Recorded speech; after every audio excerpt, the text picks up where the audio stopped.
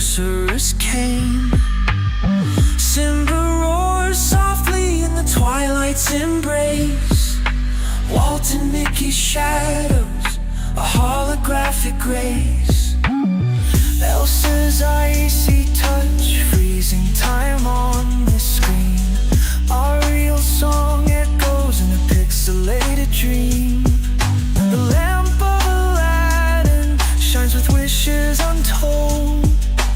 Every golden moment, a history we hold. In this vault of dreams where magic never fades, pixie dust and memories, a timeless parade. From the stars they gather in a virtual spree. Disney golden moments, all here on VeVe.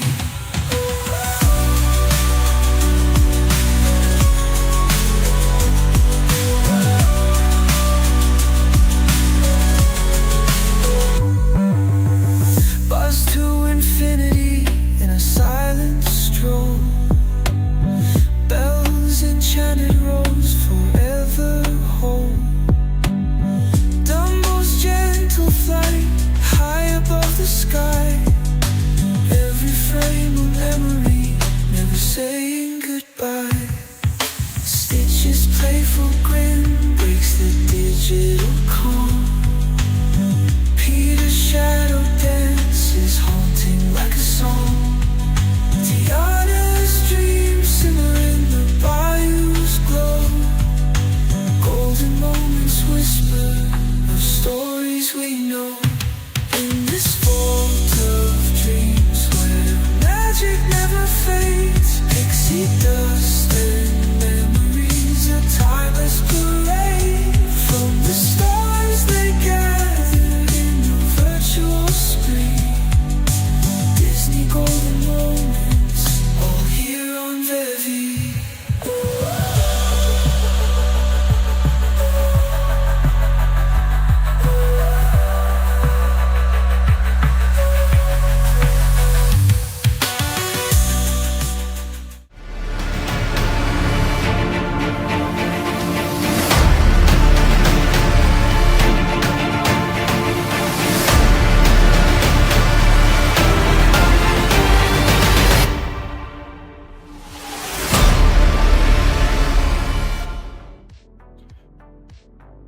What is going on, guys? Welcome back to another live stream. Today, I know I've been kind of teasing this one for a week or so now.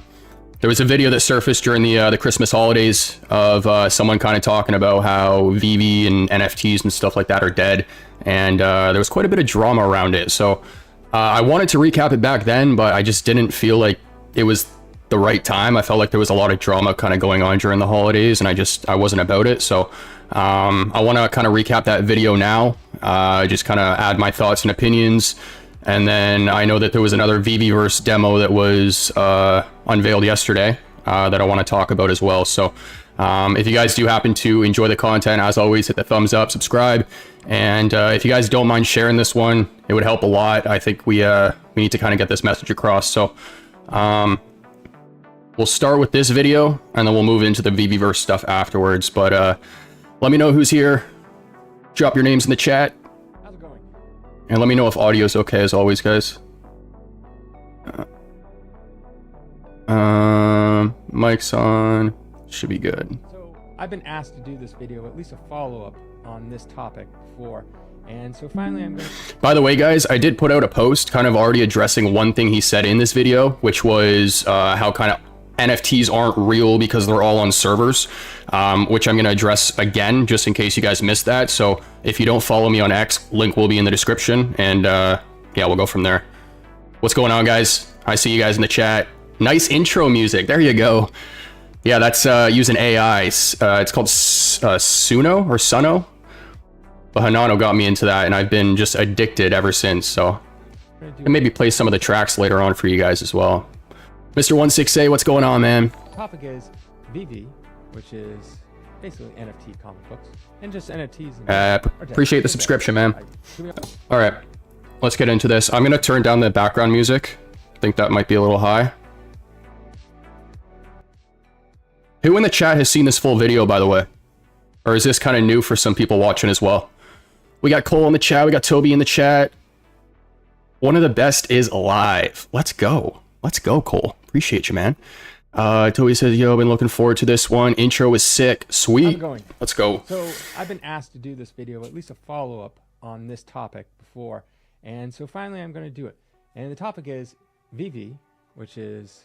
Disclaimer for you guys. I've only seen clips of this. I haven't watched the full video yet. I've been kind of biting my tongue to do it on stream, so... Basically NFT comic books and just NFTs in general are dead. They're dead. Can we all agree that it's pretty much donezo? Yeah, they still kind of exist out there, but they're pretty much gone and dead. And I try to warn everyone. I listed a bunch of red flags. See, back in my early years of YouTube, long ago, when I was just a small tyke.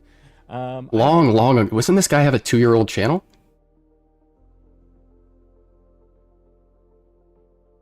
How's it going? Dave from Comic Book Investments. I thought this guy's channel was like 2 years old. Yes. So when that, because this was 2 years ago. So when, how's it going? So I've been asked to do this video, at least basically NFT comic books and just NFTs in general. Wes says I've seen it. Evolve says let's go, Josh. It's pretty much... Appreciate you guys stopping by. They still kind of exist out there, but they're pretty much gone and dead. And I try to warn everyone. I listed a bunch of red flags. See, back in my early years of YouTube, long ago, when I was just a small tyke, I did a video when I first came across this. I was like, what is this stuff? I'm sorry, this is bad. And I did a video on it, and I got so much hate. I got the most comments I've ever gotten on a video. As it stands, I have 802 comments on that video. That was the most, by far. Like, most of those videos... That is a lot. I got like 25 to 50 comments, maybe 100 if I was lucky. But 800, I was like, whoa, what's going on? I had no idea. I was like, oh, all my fans are mad at me. Comes to find out, it had nothing to do with the people that watch the show and like the show. It was just I think they call them crypto bros, just like NFT people saw that I was trashing on NFTs, so they had to come in and defend it because, you know, I got to defend it and make sure that they... Mr. 168 says a lot of drama, but I'm not worried. We are so early, even in 2025, we are early. I agree with that, man. Yeah. I also agree with the very first point, a lot of drama, and for anyone just tuning in, that's kind of why I'm recapping this now. There was so much crap happening in our community during the holidays. I just didn't want to be part of it, so yeah, completely agree. So Evolve says, not gonna lie, I am worried. We're gonna have to see when that VeVe Verse actually when they actually give us full access. If it's gonna be Q1, which my fingers are still crossed for. But yeah, we're going to talk about that demo for sure.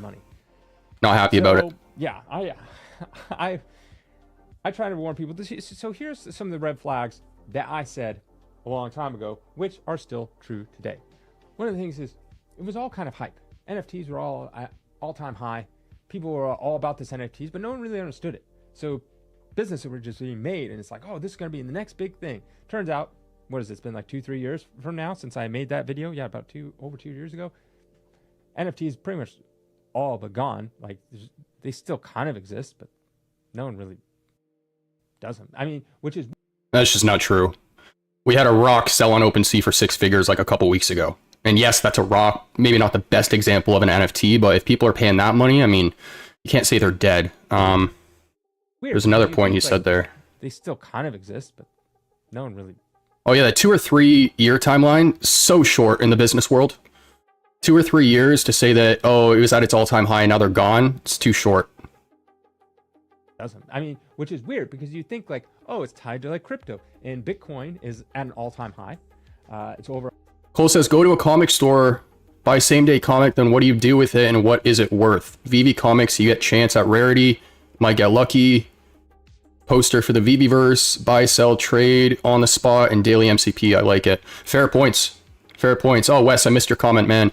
7 years into, and dude still says we are early. Yeah, Wes, 7 years. I don't know where you got that number from, man, but I would agree we are still early in the grand scheme of things. I mean, look at the narrative around NFTs still, and even crypto. Toby says, went into a comic book store with my pal today, convinced him of digital collecting, and now he's in on VeVe. Yeah, and I hate to maybe use this as an example. I think it was Death Bunny who put the post out. those fires that are happening in LA right now, first and foremost, if anybody's in that area and you guys are dealing with that, any family, friends you guys have there, I mean, I wish you guys the absolute best. I hope you guys can safely evacuate, but that's a prime example right there. We were also just talking with Clem about how, you know, his house was underwater from the hurricane in North Carolina. He lost all of his collectibles in his basement. So that's a huge upside to digital. Jarek says $1 trillion market caps with NFTs and collectibles.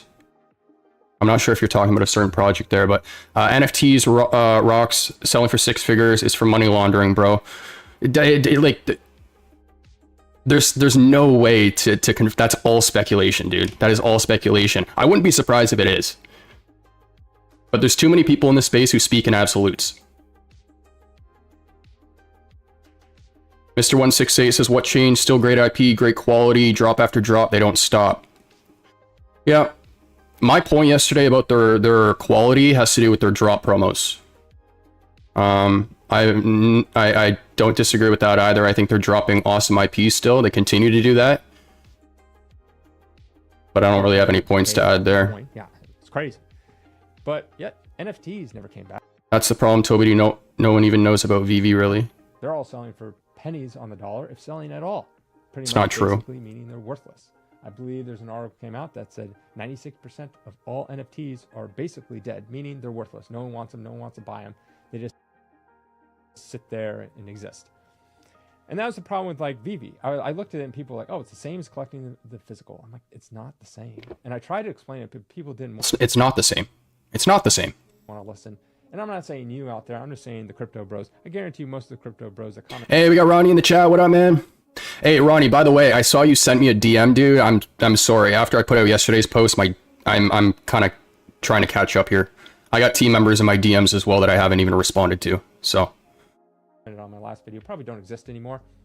They probably have moved on. I'm hoping they have moved on from this. And you know, I feel bad for the people that, you know, lost money. So there's probably people that got into the hype and lost a lot of money, maybe a little money.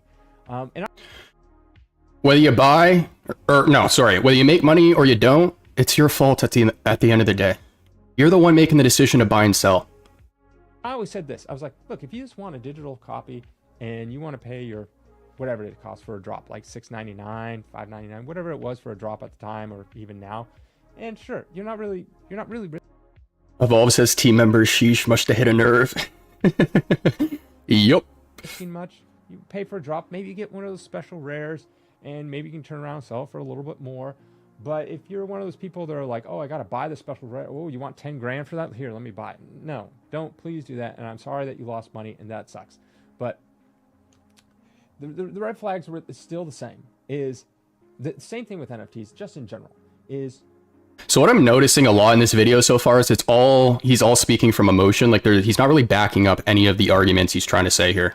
It's all fluff. you don't actually own them. You own a contract that is. Oh, here's the server part. Okay, let's talk about this. Well, the mainstream doesn't quite yet. The point is he collects physical, but once I explained it all to him, spawned a few collectibles, and he loved it. Amazing, man. That's awesome. That's awesome. And well, we'll save this for another video. But Mr. 168 says, you didn't lose money if you didn't sell. Exactly.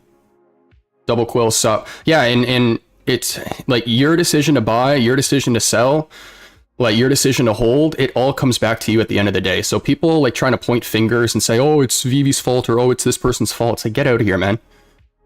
Is on, you know, on the ledger and all this kind of stuff, and people are like, oh, but it's on the ledger and we still have it and blah blah blah. And it's like, yes, I understand that you own this contract that basically means that you own this NFT. You own it. It's yours. All right, here we go. On the blockchain. Oh yeah. But the problem is if they sometimes sell statues or a 3D something of Spider-Man doing a backflip, or the comic itself, you know, and you have the comic. Those are images or a 3D render or whatever they are, a little movie, a little something. They are an actual file.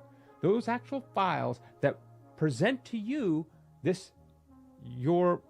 basically what your contract owns has to live somewhere. They have to be on a server somewhere. So what happens when VeVe shuts down? If they don't give all their information to another server, you will have a contract saying that you own this NFT of this comic book, but that comic book is nowhere to be found. There's no images of it. There's no nothing. So that's the thing, is you don't actually, it's not something you can just take with you wherever you go. You can take the contract, basically, let's just call it a piece of paper. I mean, it's a digital thing, but it will be linked to nothing. It has to live somewhere. And that's what's like one of my problems. And also another. All right. So let's break this down, because when somebody makes this argument about NFTs and says they're all on servers, and if the servers get lost and you lose your NFTs, that right there is a prime example, in my opinion, of someone who doesn't actually know either the technology, but also just how society runs. Like, the majority of infrastructure that society operates on works the exact same way he just described. Okay. And I put this post out here. I'll actually go to the post so I can read it. Did I bookmark this?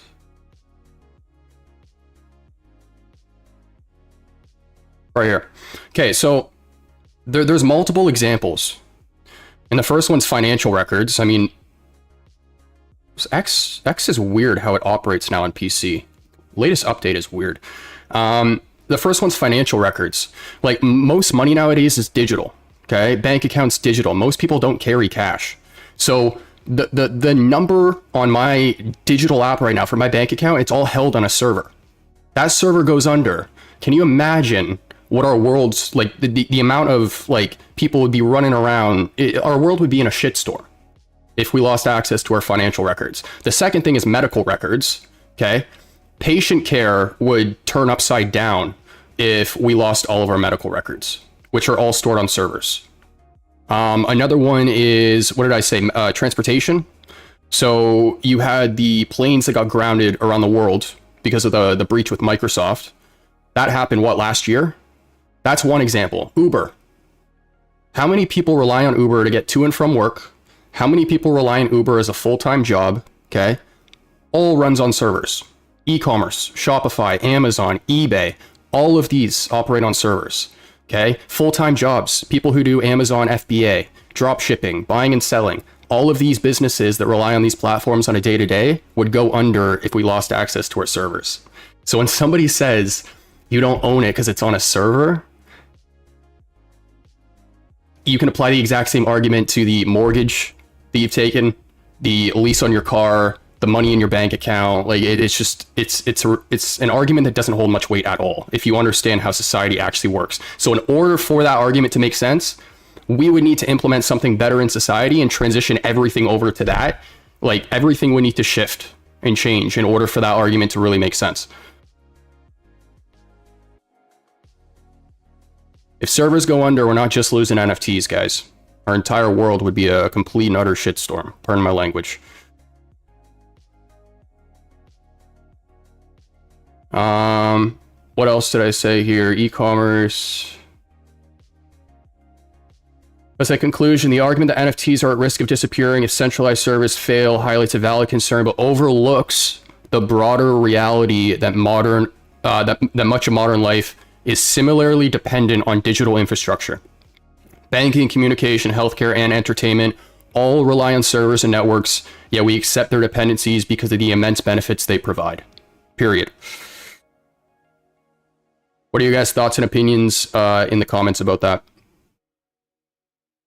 Another huge thing that I could not stand was everyone that was in it was all about the money. They said they weren't. They were about the collecting. But their biggest thing, like all the proponents of it were like, oh my gosh, I just got this and it just 10x'd in like 5 days. Oh, look at this. You got to buy this one because it's going to 100x. All of a sudden. I actually don't disagree with that. There were a lot of people who were in it for the money, especially when the token was going up. And speaking of the token, Jarek, the token associated with VeVe is called OMI. O-M-I. It's a Comey's token that's meant to underline the platform. Ronnie says digital collectibles are simply safer than a physical collectible. Yep. It's going to the moon. It was all about just making money. That's all it was. And that's really not what comic collecting is about. This was more like showboating and just like, it was so far removed from comic collecting that the only thing they resembled was the fact that it was a comic book. but a digital form. And yeah, so those are the red flags. I compared it to Beanie Babies, and everyone got mad. They got mad. They're like, oh, you're an idiot. You don't know what you're talking about. You're old, and you think it's a physical thing, blah, blah, blah, blah.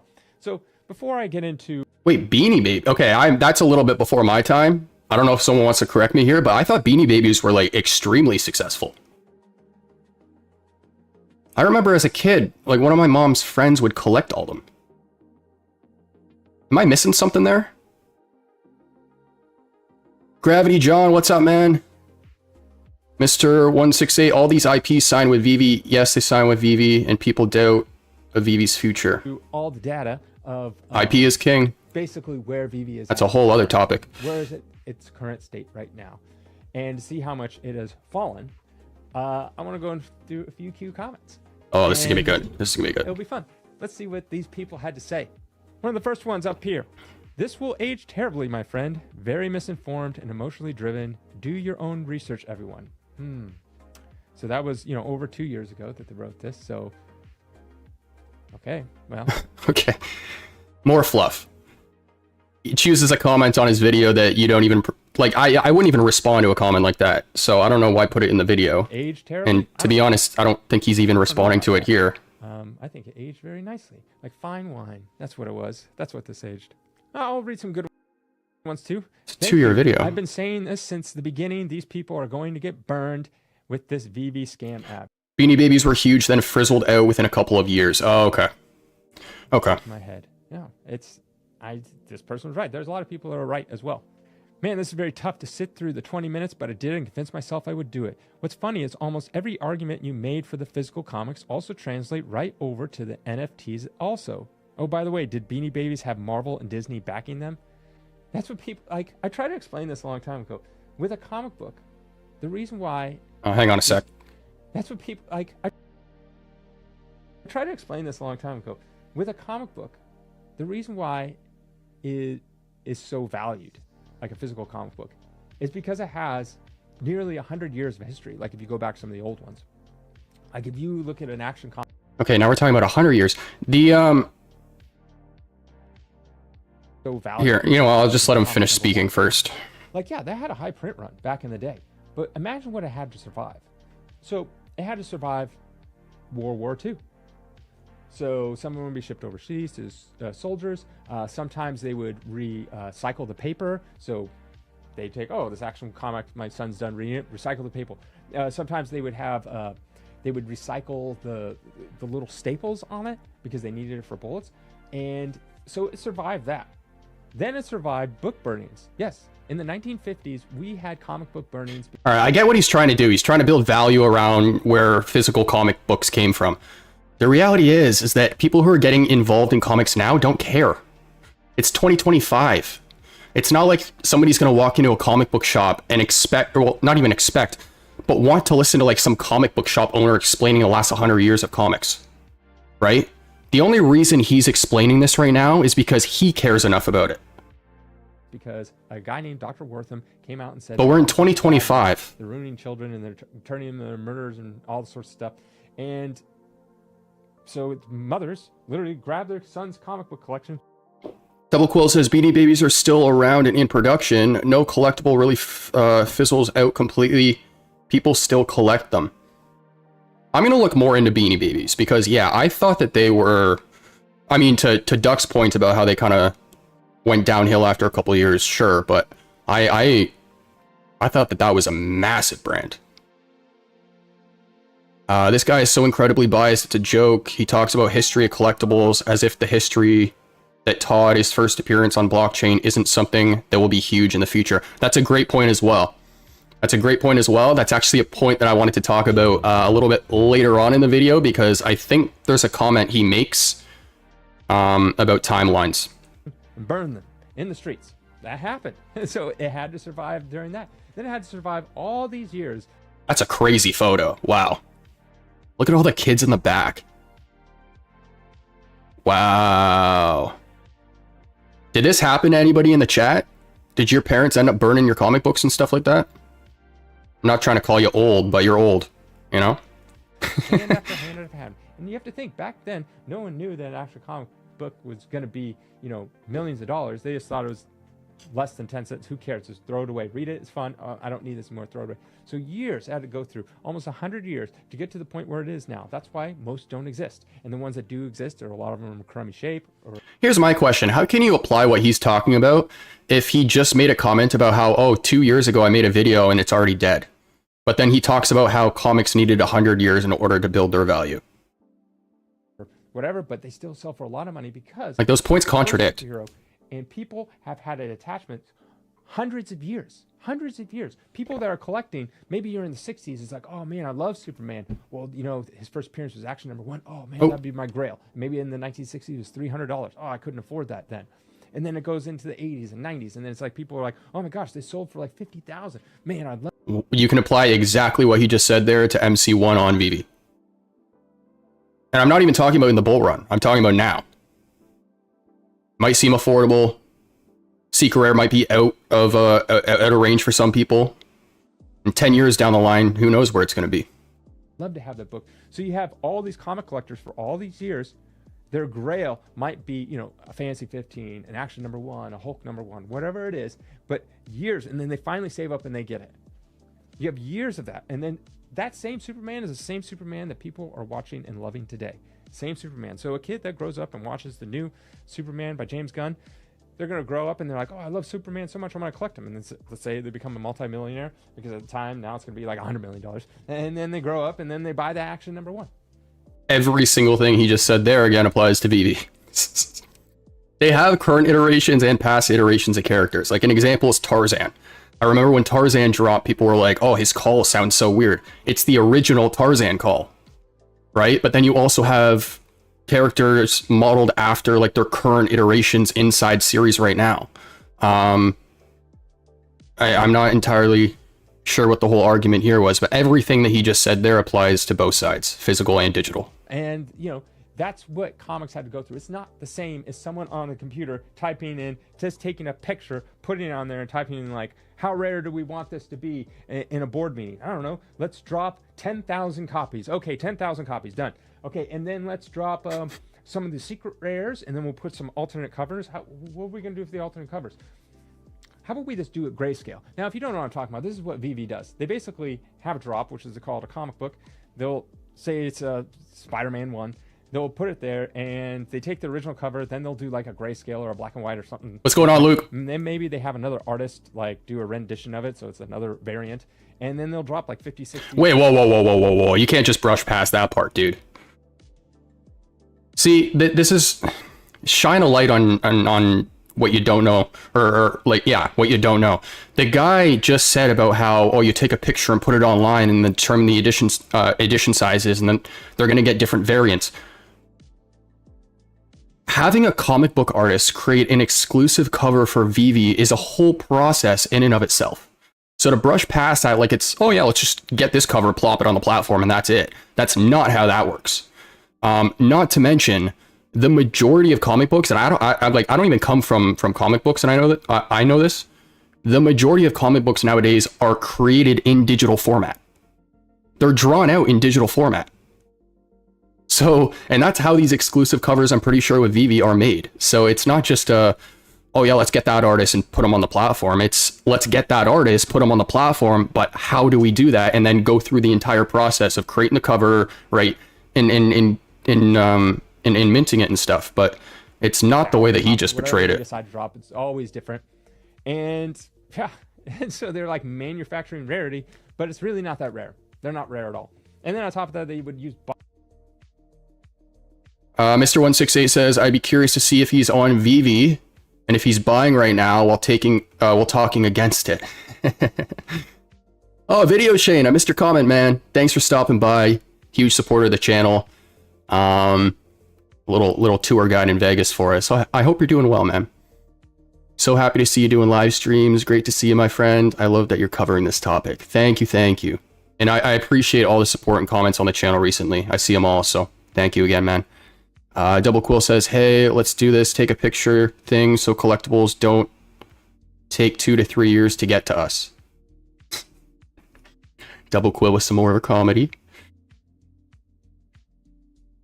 Much love to him. He has family in PSA and CGA. Yeah, somebody made that comment about how apparently this guy's father or family member owns some grading company. So I don't entirely know if that's true. I mean, it would explain a little bit of the bias I think we are seeing, but I don't know for sure. So to then bid up their books, and so no one could actually get a drop. And it's like, I was on the app, and it's like, oh, we're so busy, we have so many customers, they're all trying to get it. It's like, no you don't, it was all lies, smoke and mirrors. Buddy's face is turning red like a tomato. Just talk normally, dude. He looks like he's gonna cry. Like, a lot of this is emotionally driven. Again, like, there's not a lot of arguments to back what he's trying to say here. I want to make sure I didn't miss any. Luke says, digital is the way to go. NFTs are the future, and I recently branched out to Bitcoin ordinals too. Ooh, very cool. Oh, this is probably my favorite. He's like, dude, you sound like my grandfather with collecting physical comics. Do your research. I love that. Do your research. When your future kid gets his first Apple AR VR headset, you'll be paying me for him to access your Spider-Man 1 comic to experience the whole new comic cinematic experience. Bro, step out of the bubble. Yes. So because this was 2 years ago. So when, You keep saying 2 years like it was a long time. 2 years is not long, especially in tech and business. It's a very short time, actually. That Apple AR VR headset comes out, and then you want to put it on so you can experience Amazing Spider-Man #1. You could literally experience that now. You could literally just buy one. On top of the fact that Apple's headset fell apart. Okay. Yeah, a couple things to say here. So you can just buy the physical now. That is a very, very old school way of thinking. That's a very closed-minded way of thinking.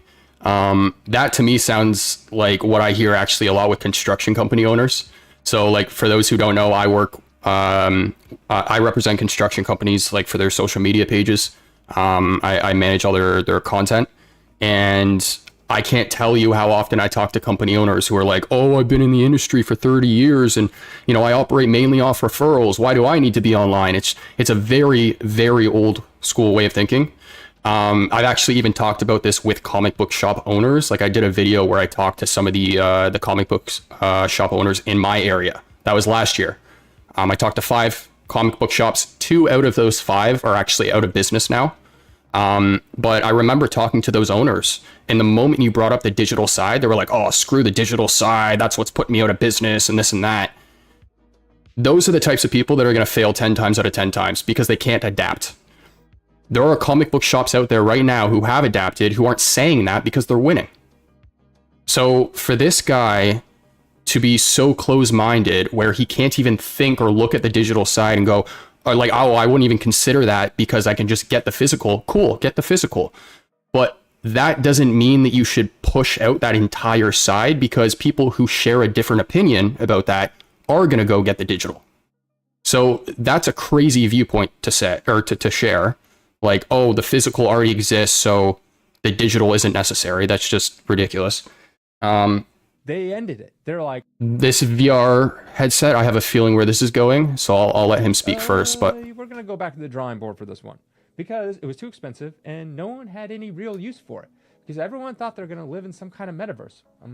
Yeah, that never happened. Oh yeah, Facebook did release that metaverse. I forgot about that. And it's garbage and no one uses it. Now, is that to say that there's not going to be a metaverse at some point? Sure. But probably one of the smartest things he just said in this entire video.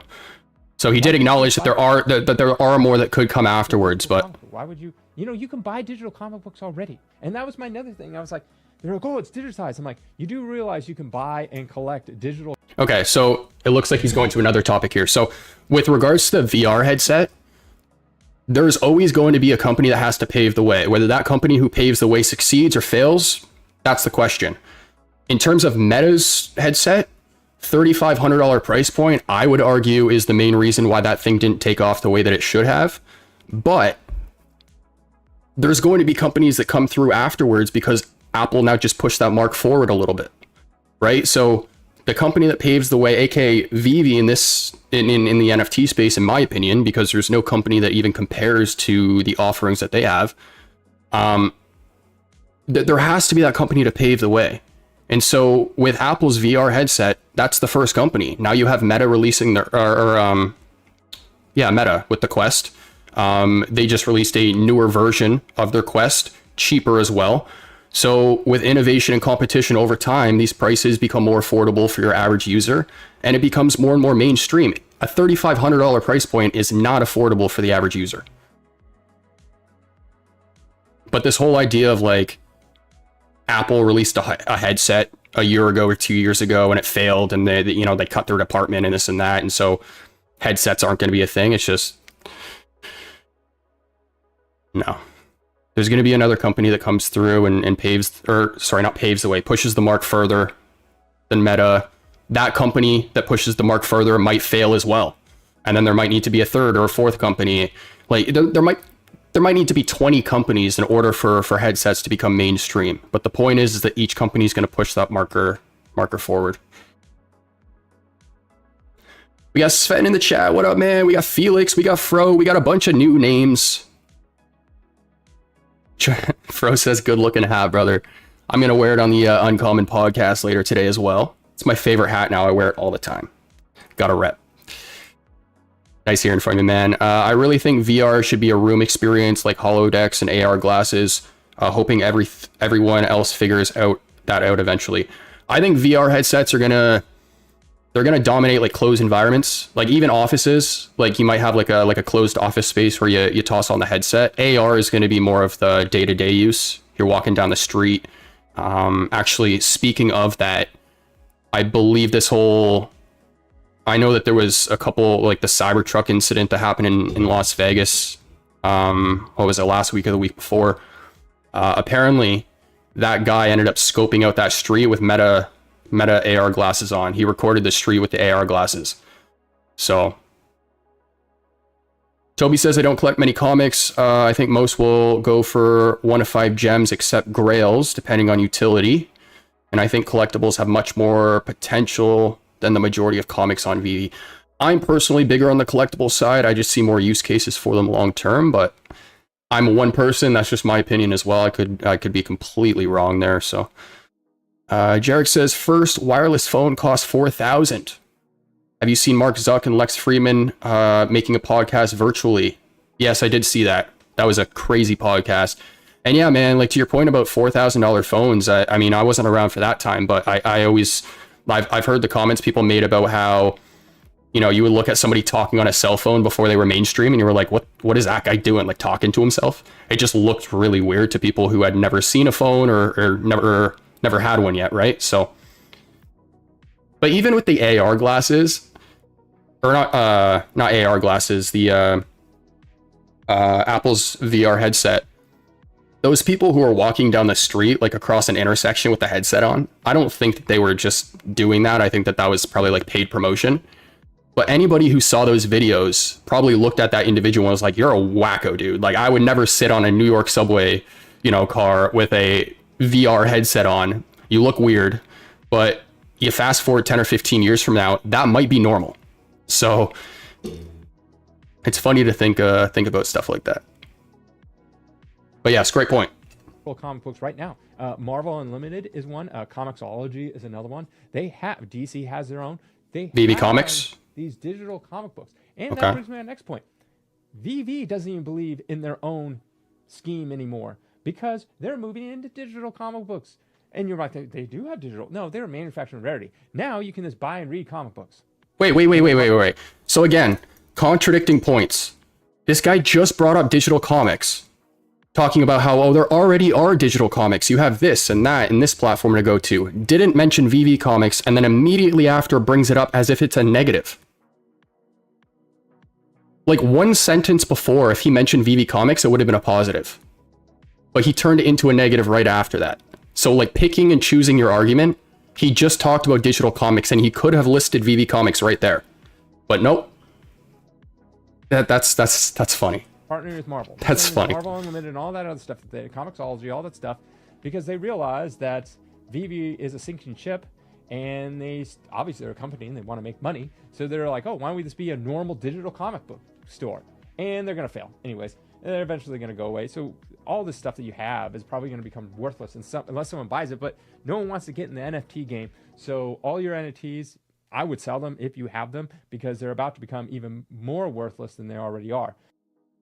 You can't say no one wants to get into the NFT game with the caliber of IP that VeVe has to offer.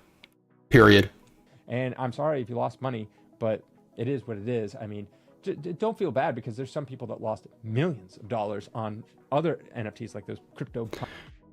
Double Quill says, I don't understand how adding VeVe Comics is a negative. It's not. And I'm going to explain that in a sec here, because I don't think he's done with this topic. It does not sound like it. So Ryan says, I remember when earbuds first came out, people looked like they were talking to themselves and seemed super strange. Now it's completely normal. Yeah, 100%. Another great example. VeVe Fan says, I play with my kid on MetaQuest all the time, but it seems like it's only like 8-year-old kids everywhere. Meta Horizon is a bad example of a metaverse. It's also a stepping stone though, right? Like it's again, like there needs to be companies to pave the way. The first quote unquote metaverse to be released shouldn't be expected to succeed like the ones 10 years from now will, right? And to that point, platforms like Wilder World, I don't know if you guys are keeping up with them, but I got access to their demo, which, I mean, I wouldn't even mind showing you guys on stream later on. A platform like that, when it gets released and people see like a full game where you can utilize blockchain NFTs, but like a high caliber game, like this is high quality. This isn't some like entry level NFT game. This is like a GTA Destiny type, game that's been in development for years. Okay, we started with Iron Off the Grid. We now have that new Revenge game. There's some other NFT game coming out, but then when a game like Wilder World drops, that game is pushing where the benchmark already is way forward, like way forward. So it's that's what I mean by stepping stones.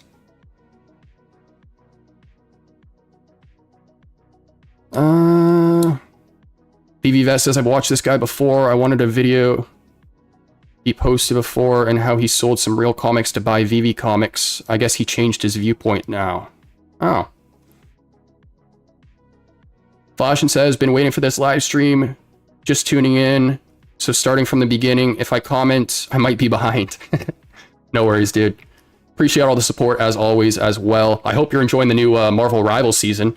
I'm trying to buy the Battle Pass and it won't let me, but the skins look insane. And Double Cool and Shane. Let's go, guys. Punks and those Bored Apes. Ugh.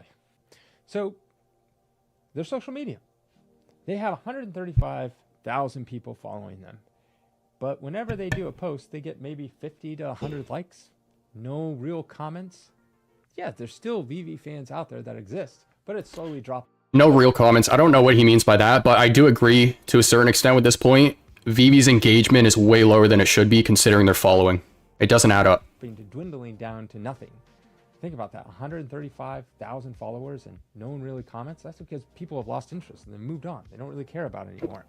Even their biggest proponents for it have like dropped off and just like, moved on, because a lot of people are in it to make money and they weren't making money. They weren't in it because of the love of comics or they wanted to read these comics. Because if you did want to read these comics and you want to have a Spider-Man 1 read, you could go on to Marvel Unlimited or Comixology or find another digital place where you could just buy these comics and put them in your little comic book store and you could read them there. So you didn't. Again, going back to this whole point of like pushing out the entire other side because you don't like your perspective, you don't agree with it, is insane to me. Because obviously people are going to share a different perspective than this guy has, aka most of the people in this chat, and they're going to prefer a VeVe Comics as an alternative to a Marvel Unlimited. And I'm going to talk about that in a sec here, why some people might prefer that, because they're not the same platforms. It's just crazy to me how he brings up digital comics, doesn't mention VeVe Comics, and then brings up VeVe Comics immediately after as if it's a negative. That makes no sense to me at all. Really buy it for that reason. You bought it for making money. So some of the biggest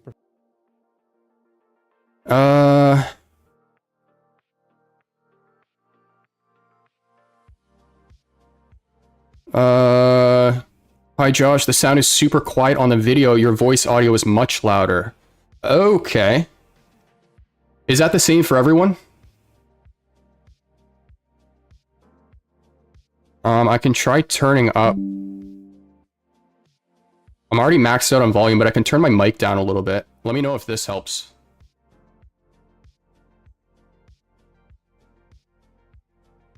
Here, I'll turn. How do I sound now, guys? Am I too quiet?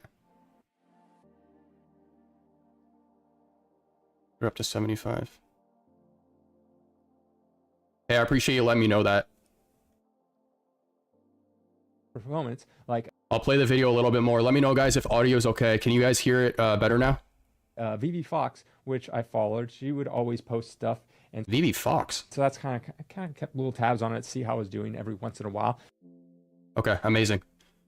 Yeah, I really appreciate you letting me know that. I did not know that. She hasn't posted in 8 months.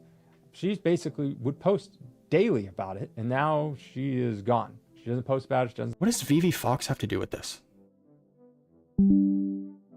do your YouTube anymore. Most of this that fallen off because you post on social media because you're getting all this engagement. You post on a YouTube video and then you're like, oh, I got thousands of followers. You know, this is how I can, you know, make some money off this, you know, through ad revenue, whatever it is. But now no one's really interested in VeVe anymore. So no one watches the videos, no one watches the blog or reads the blog, sorry, or goes to the social media posts. Okay, no small creator thinks that way. I'm sorry. I mean, you might be thinking long term that way about your channel, but if you have 1,000 subs, you're not making money on YouTube. Not to mention, someone like me, I get copyrighted on 95% of my content. If I get copyrighted, it's not monetized. I don't make money from my YouTube videos at all. So this whole idea of like, oh, you're on YouTube and you're going to push this certain narrative because you're trying to make money from it is complete and utter BS until you have hundreds of thousands of subscribers. And even then, you're not making crazy money. Like the real money from YouTube comes in from like the memberships and the sponsorships and stuff like that. So, and the sponsorships come in when you have a lot of subscribers. So, and their whole thing was tied to a crypto called Omni or Ecomi. It's like ECOMI. Anyways, it was tied to this coin. Uh-oh, he's talking about the token. This might not go so well. And that was going to go to the moon. I remember everyone's like, oh, you better buy this coin now because it's tied to it. It's going to go to the moon. That Thank you so much, Anthony. Coin, Appreciate that. Coin at an all-time high. That coin that's tied to the VeVe program or whatever is at its lowest ever. That's right. That's what I said. Lowest point ever. It is a fraction of a fraction of a fraction of a penny. Just a small. Yeah, I can't disagree with this. Numbers are numbers, and I think it's actually at its lowest point this month as well.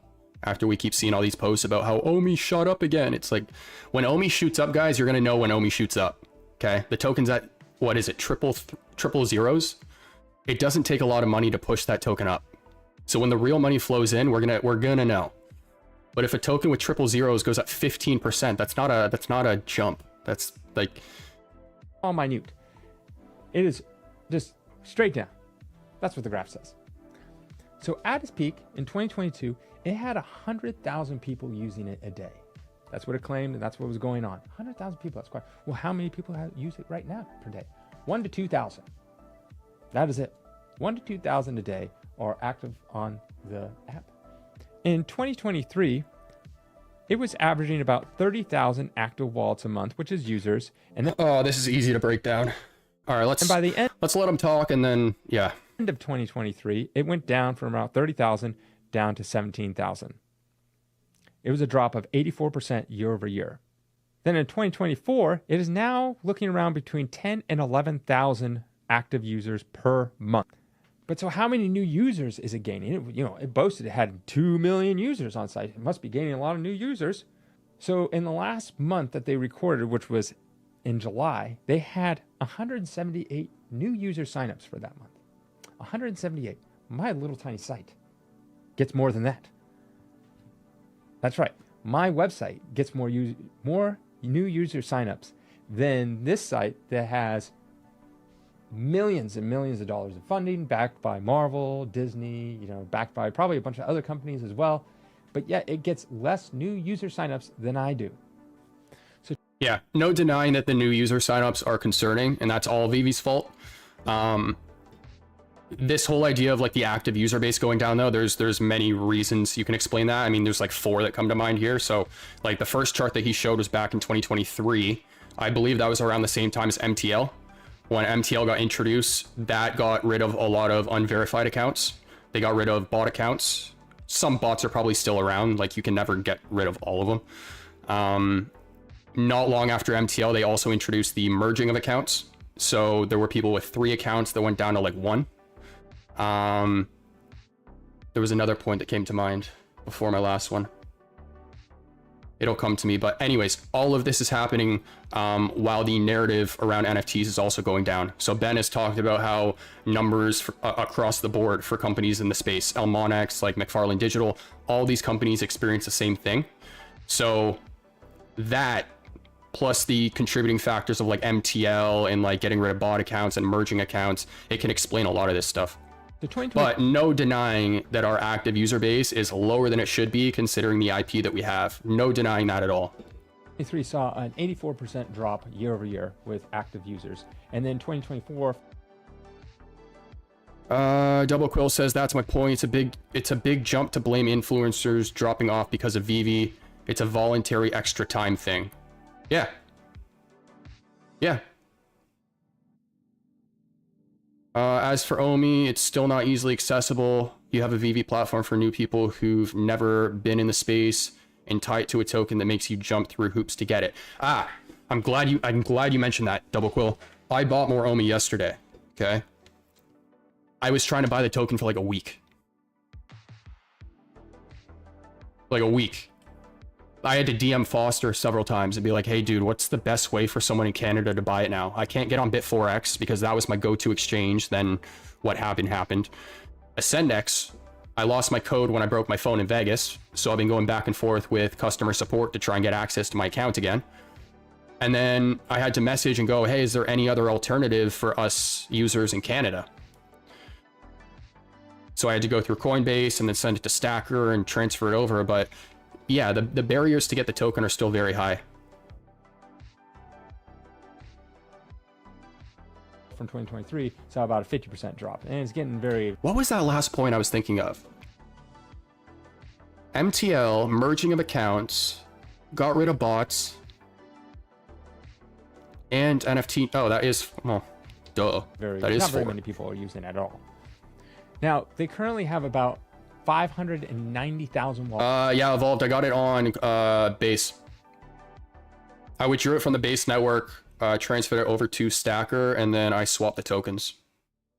It was actually a very easy process. It was actually it was easier than the process I used with Bit4X, because Bit4X it would take me like 35-40 minutes to complete all the transactions, but with this whole Stacker process, it took me like 2 or 3 minutes.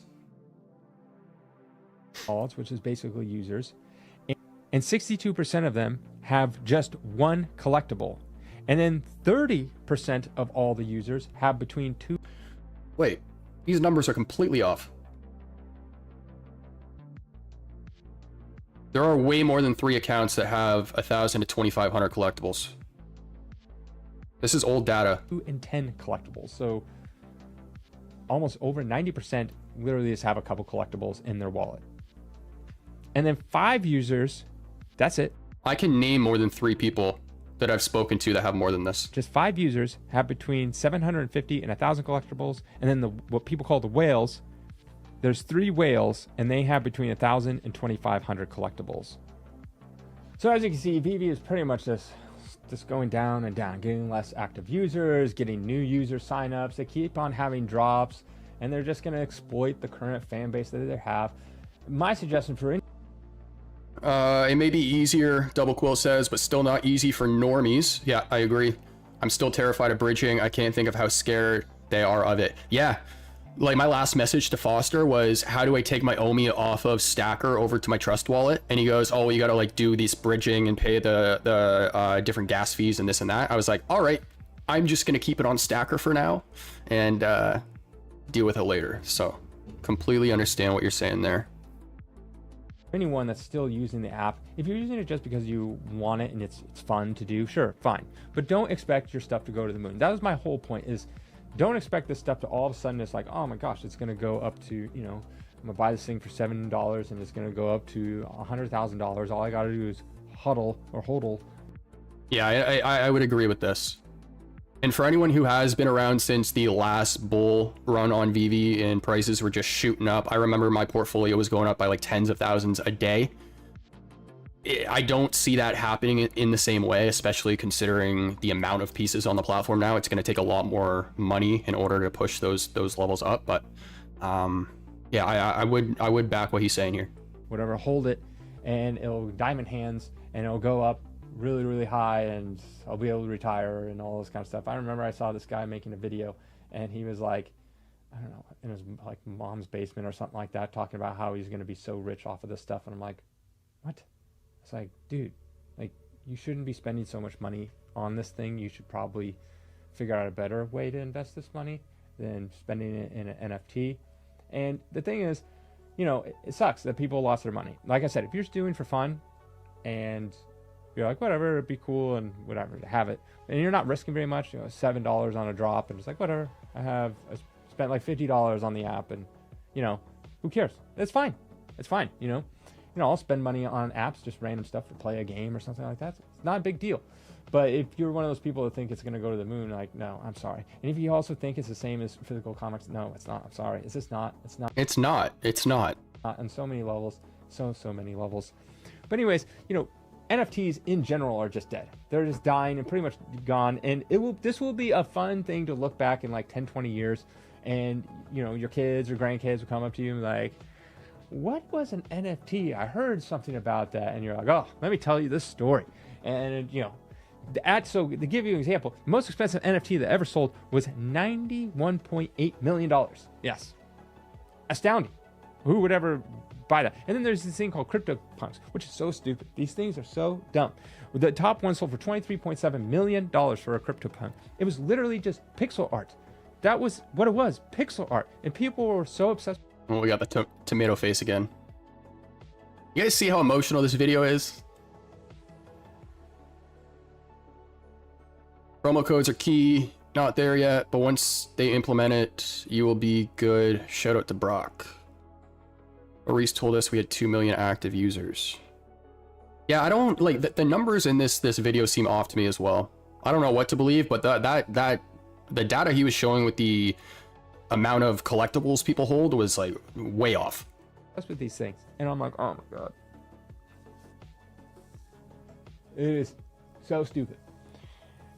And all these things have dropped down to basically worthless. And then there's like the Bored Apes. Those are, at least in my mind, those are most popular. The top one sold for $3.4 million. And now they're all just pretty much worthless. Going to zero or near zero. I'm sure there's a couple in there that sell for like a couple thousands of dollars, maybe $10,000. People in 3 years. But that's insane, man. You can't brush past that. It's like, oh yeah, there might be a PNG that sells for $10,000, but they're dead. It's like, that makes no sense, man. That makes no sense. If they're dead, nobody's spending money on them. If they're dead, nobody's spending money on them. Simple as that. Oh my lord. D-Nice 193. Good thing we got digital collectibles. What's going on, man? Sleeping. Welcome to the chat. I think that's the first appearance of Sleeping Comics in the chat, guys. Welcome. Appreciate you stopping by, man. Double Quill, is the audio cutting out on my end or the other end? Never mind, it's all okay. But even like the got me worried there for a sec. Marketplaces, like there's one called Kraken or something like that, that's closing down. It's, yeah, there's just no room, and they're slowly just gonna fade away. There's so many scams with NFTs because the whole thing was kind of a scam to begin with, and there's so many scams and people just got burned. Like, it's a scam if you're uneducated and you don't understand how this stuff works. I don't want anything to do with it at any point anymore. I mean, even a lot of cryptos are scams still. Like, was it that Hawk to a girl? She basically made up her own coin and then just rug pulled everyone, which basically means she stole from everyone, and then everyone got screwed, and then she went silent. So, like, to me, like, most of it's going to be a scam. Pretty much all NFTs ended up being a scam. Like, so many celebrities just like scam people using their name to pump some coin or NFT. You know, everything that he's talking about here, you can also apply to early day stock market. There's a reason regulations were put in place, and there's a reason why regulations are being put in place for this stuff right now. It's just we're still all new. But if regulations weren't put in place for the stock market, everything that he's just saying here, people would be taking advantage of the exact same stuff. That's just a history game. Like even going back to like sales, like these guys have been around. Like this is nothing new. Scams are nothing new. People are always going to find ways to exploit the system, especially when new things get introduced. You also don't think that people are going to take advantage of scams when they see an area where it's even easier to do them? Like, it's easier to commit a scam in the crypto and NFT market where there's less regulations than it is, for example, the stock market. I can make more money with some of the NFTs I own since I own the IP. Just have to take action on it. 100% evolved. It's gonna be the, like, All Logan comes Paul. back to you It's the at next the big end thing. You gotta of the get into day. it. Logan Paul scammed millions out of people when you're already worth hundreds of millions. I just hated all that stuff, and it just put a bad taste in everyone's mouth. Because the thing is,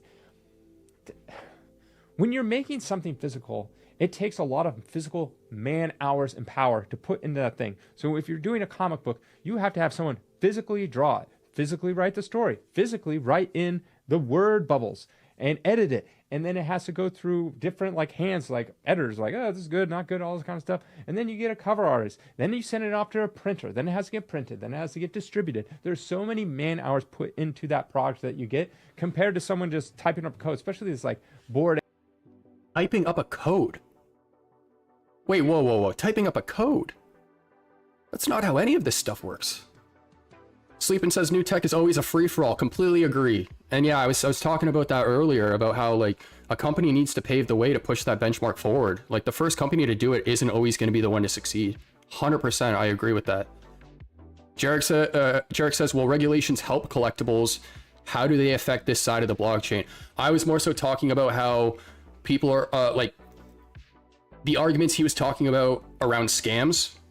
Like it's all applicable with the stock market as well. It's just you don't see them happening nearly as much because the regulations have been put in place. So over time, as more regulations get enforced, you're gonna see like less and less of this stuff happening. Not to mention, there's so many cases online right now, like even YouTube creators who have created a coin, pushed the coin, rug pulled their community, and like made videos about the fact that they rug pulled their community, and no legal ramifications, nothing. There's going to be a day where that starts to happen, and then you see less and less people kind of doing it. Some of these people are just doing the scams because they see other people online doing them and not getting in trouble.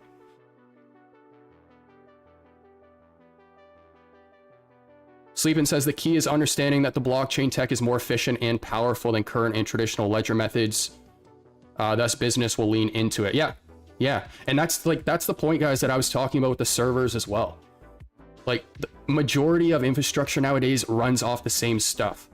So if you're going to make the argument about how NFTs can disappear if servers disappear, then you also have to make the argument about how financial records and medical records and all this other stuff that's supported by the same tech will disappear as well. Business will always move towards efficiency. Imagine trying to run a company without email, only Snapmail. Yeah. Apes and like crypto punks or whatever. I could have done that, and that means there's no talent involved. There's zero talent involved, and it's just like on a screen, give me millions of dollars. Just oh yeah, to this point about writing code, I have no idea what he's trying to say there. But again, like comics are still created in digital format. Like the exclusive covers on VeVe are drawn out in digital format. It's not like they write out a code and then all of a sudden the comic pops up and it's on the platform. Like there's a full process involved with the artist to create the cover, to mint it, to create the edition size. And I get he's trying to make that argument like, oh, there's a full process around creating a physical comic. It's not the exact same process for a digital, but there's a process still there. It's not just like a snap of the finger and then the digital just appears out of nowhere. That's kind of crazy. Just because it's like, what? There's no talent. This is not rare. It's not unique in any way. It could be knocked off like Evolve says, I could have done that, then do it. Yeah, exactly. that. So the whole thing was this terrible idea. I try to warn people. There's red flags everywhere. I saw so many red flags. I was like, and then I thought, I was like, maybe I'm just dumb. I just don't understand this. And so I went on a podcast and I talked about it. And it was like, at the end of it, I was like, no, I'm not dumb. Everyone else is dumb.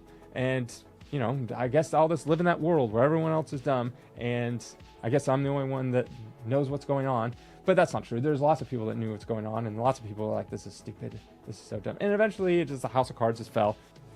There's always people like that. There were people like that with Snapchat. There were people like that with Amazon. There were people like that with eBay. There were people like that with Facebook, Microsoft. There were people like that with the biggest companies in history, Disney. And it's not coming back. It's not coming back. It's not coming back. Don't ever think that your NFT is going to be really worth anything. You know what I should do? He said how he's going to look at this video a couple of years from now and he'll probably be right. I should save this video just in case it gets deleted. You're just doing it for fun. Like, That'd hey, be I just funny. want to get this random That'd be crypto funny. something punk, whatever. It cost me $1. Sure, go ahead, whatever. You know, but if you're spending millions of dollars or thousands of dollars on this stuff, please don't. Please don't. Save your money. Invest it in something else, anything else.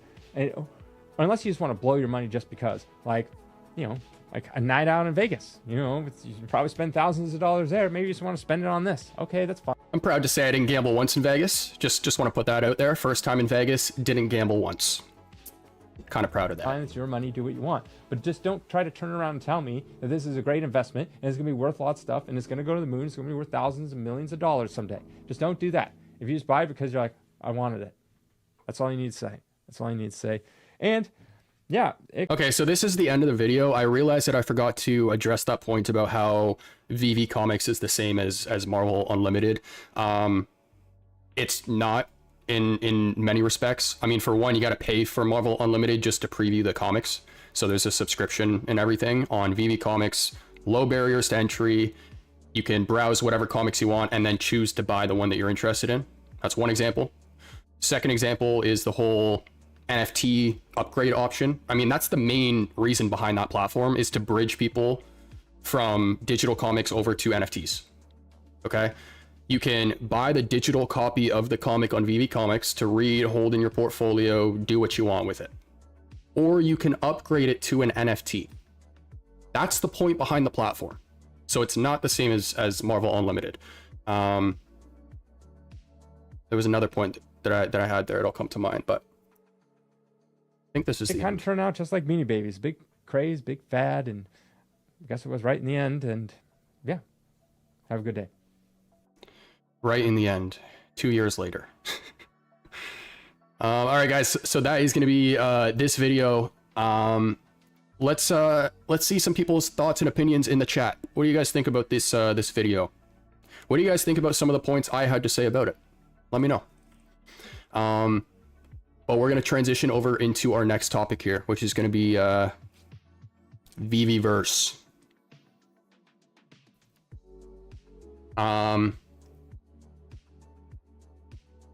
find out. Nope, didn't mean to. Where is my post here? Okay. So I put this post out yesterday,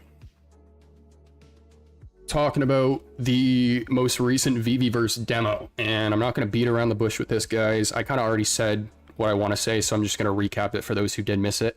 I am not happy with this one at all. And just to be clear, I reached out to Cold Chillin'. I messaged him and I said, hey man, this is nothing personal. I'm not trying to come after you or anything. This is about, I don't want to read my exact message to him, but this is about what the company chooses to post, when they choose to post it, that type of stuff. He got back to me. He said he completely understands. He's chilling, you know. No, that was dumb. That was, sorry, stupid joke. But no, he's cool. He completely understands. So I want to go through this because yes, I wasn't trying to take jabs at him at all. I'm trying to be constructive for the team. And what I said here is I said, I'm extremely disappointed by the latest VeVe Verse teaser, which we'll play in 1 second. I said, considering how long beta testers have had to build, plus how close we are to access in Q1, VeVe should be sharing way more content. Okay. First, the second teaser was completely unnecessary. When I saw that, I was so confused. I was expecting a full video. Second, way too much time in between videos, which isn't the first time we brought this up. They have a history of releasing stuff, hype builds up, they wait too much time in between and hype dies down. I think we saw that happen with this one again. They also mentioned consistent content back in October. And then third, the best demo video that we've seen so far, emphasis on the words demo video, not VeVe Verse build. Okay? Demo video. This is the best one that we've seen so far is the very first one they showed us. Okay? And that wasn't filmed by the team. That was filmed by Tails. Okay? I can't emphasize my last paragraph here. Zero justification for low quality promo videos at this point. There is nothing the team can say. You guys have had way more time. Like there was like, what, 100 plus people in the beta. You guys can go in, pick and choose whatever world you want to film. But on top of that, for us to wait so much time in between videos for a 30-second clip is like, what are you doing? Okay, it was a minute-long video, but they played the same clip like twice in a row. Right? I don't know how else to say this, guys, and this might sound arrogant. If you put me in the VeVe Verse, I'll film 8 videos in a single day. If I can outperform the team, there's an issue. So I have no idea, and I'll play the video now so you guys know what I'm talking about, if you guys missed it. But there's no reason why we should be going from the Gothic City trailer to this. Like, zero. I'm gonna play it here. I added like a back little, so that's what I did with the shelves. I added like a back little case, like a little back display for the comic books. As you can see, one of my comic books sold actually, so you just see like a little black slab by itself. So it just yeah, so it's not on the shelf no more. Yeah, so it's cool. I gotta put something back. But yeah, I have my comic books on the shelf, and when you're walking on the sidewalk, you can just, you know what I mean, just, you don't have to go in there to view the comic books. That's just for when you're walking past the building, and so then you can go. Right? So you had a comic on sale that people could actually see the VeVe. Yeah, cool. yeah, that's crazy. Yeah, and then they go back the next day and be like, "What happened to your comic? Somebody bought it." just like real life, it's gone. You had your chance. Okay, so that's the full video, guys. It's just, yeah, kind of replaying the same content. All of this is simple shapes, like simple shape to make the shelves, the floor, the wall.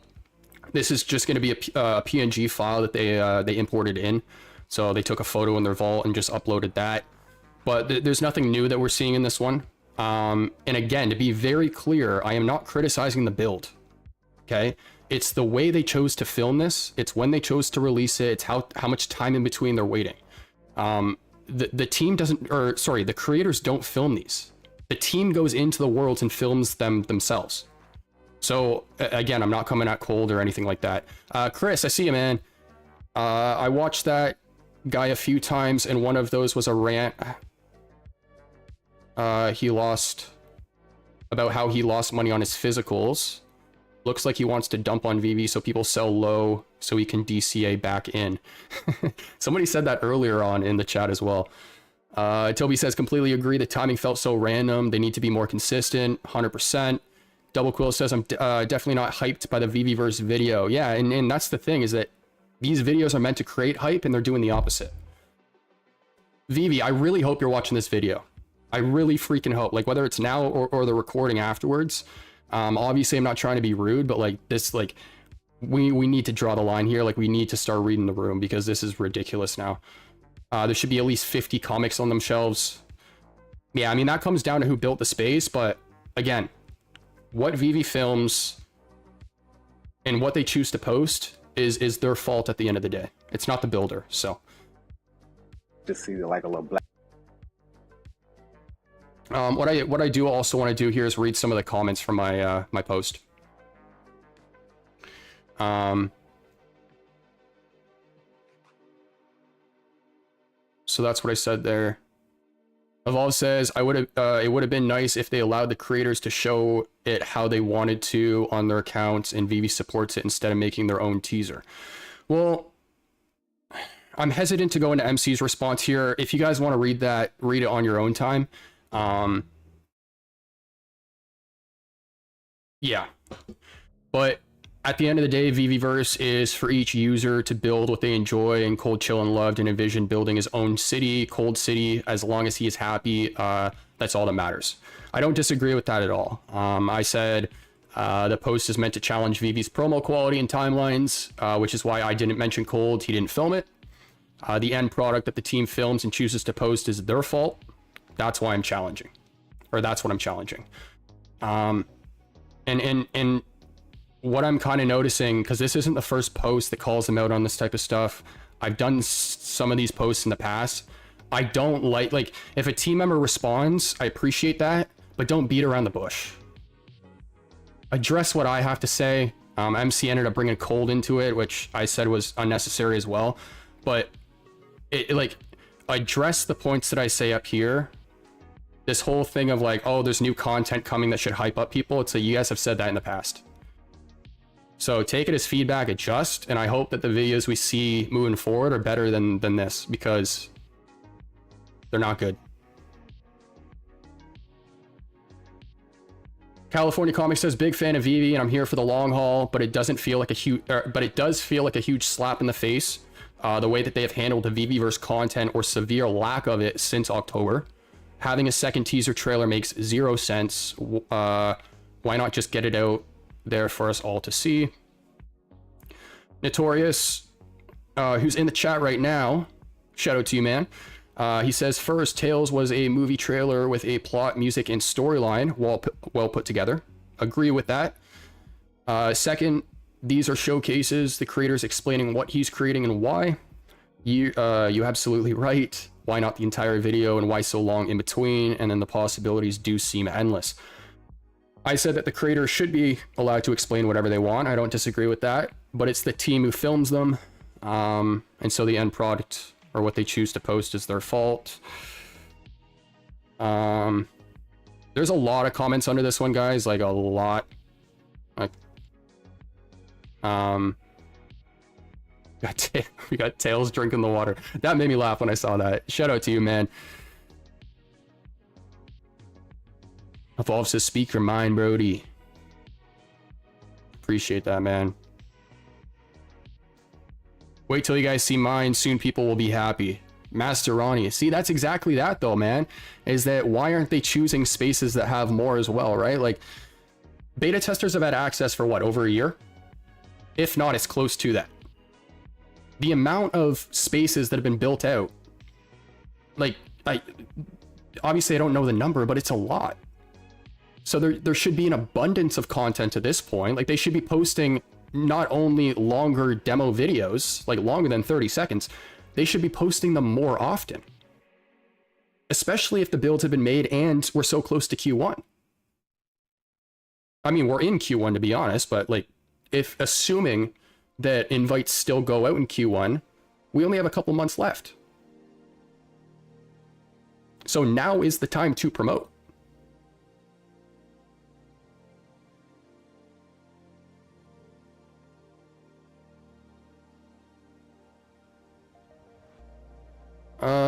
Corey saw it also. He was impressed. I'm glad he liked it. Oh, saw your space in the VeVe Verse. Okay. Hanano, what up, man? Actually, speaking of Hanano, guys, I am going to be on their podcast in an hour and a half. We're going to be interviewing Suye from the London Police. So anybody who wants to stop by for that, make sure to tune in and support them. Dr. Fuse, one of the top wallets on VeVe. Happy to see you, man. Josh, you're the best. Can't wait to get you to build my space. Yeah, I'm looking forward to it, man. I can't wait to see what some of those one-of-ones look like in the VeVe Verse as well. Evolve says, yeah, it looks huge and pretty. Full access is coming, not just invites. Yeah, but guys, I'm gonna wrap this up soon here because I do want to get some food in me before this this podcast. But any last comments, thoughts, opinions you guys want to add in the chat, let me know. Exhibition says, I think it is the first time I see comics in the VeVe Verse and it didn't look good, like at all. I'm sure the dude is all right, but this build was done in two. Yeah, no, I don't want to take anything away from Cole, but and for those who don't know, They did show comics in one of their recent demos as well with Corey and I think it was Dan. Comics you cannot open up in your vault. They're just going to be used as like cover art for now at least. So for any of the comic heads, just so you guys know that. Alex in Crypto says, I have to agree. It's starting to feel as though we are slipping back to VeVe's old ways with the VeVe Verse. Yes. Yes, yes, yes. And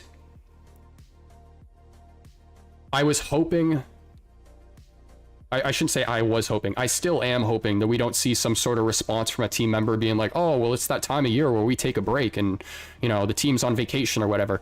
Now is the time where you could be scheduling content and taking advantage of that. Like if the team is on vacation, first off, I don't think 300 plus people are on vacation. There's still people managing the company and drops and stuff like that. It's not like previous years where they have a smaller team and everybody's gone. But even if that is the case, right? And we assume that 300 plus people are gone. No one's working in the business. It's that 1 week that they have off. We're in 2025. Schedule content. It's what I did first week of January for my clients. I took a little break work-wise, but my work was still going. My clients were still having posts on their social media accounts because all I did the week prior was schedule the content. That's all I did. So there's nothing that could have stopped the team from making sure that they just released more VeVe Verse content during this period as well. They could have just scheduled videos. So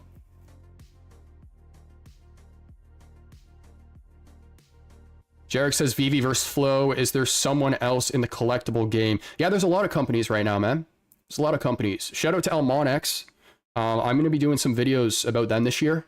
I want to support that project more because not only do I think they have fantastic collectibles, but I think that project takes care of their community like no one else in the space right now. I don't know if you guys saw like the Christmas gifts they were giving away this year. I made the Starry Night hoodie that was in their store. I think they sold it for like $180 or something like that. They were giving away that hoodie plus like 4 other pieces of merchandise plus like a couple other items to single users. Like we're talking like $500-700 worth of items just gifted to people. I sent them a message for Christmas and I said something along the lines of like, hey, Merry Christmas, Happy Holidays. I want to thank you guys for the opportunity to design your Starry Night hoodie this year. And you know what the response was? Oh, we'll ship you another one. Like they just take care of their people. And so, yeah, that's one project that I really want to support this year. McFarlane Digital is another one.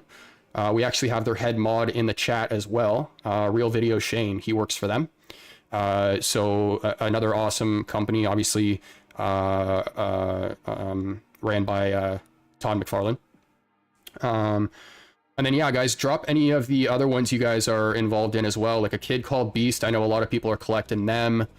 Those are going to be like the top projects that probably come to mind for me. But I know that there are more in the space. But no, VeVe's not the only one.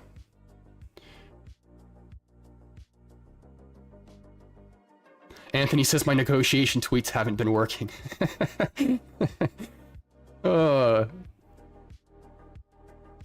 But yeah, guys, if you guys want to read more of the comments and kind of like these or this post, I don't know if I actually linked my X profile in the description, but it's in the description of all our episodes. So if you guys don't follow me, you can do it that way. Futureverse, thank you. Yes, that's another one. That one looks really interesting too, actually.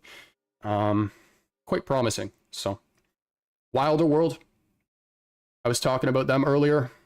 That is a very, very promising project. Another project that has a very loyal fan base as well. Their community's crazy. But yeah.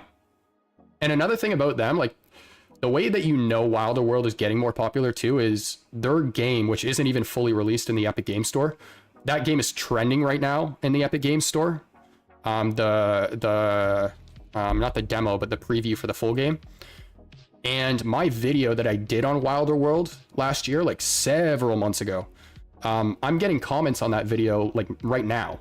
So there's people who are searching their name more and more. So, I mean, stuff like that is great for the space, even if it's not just VeVe. So,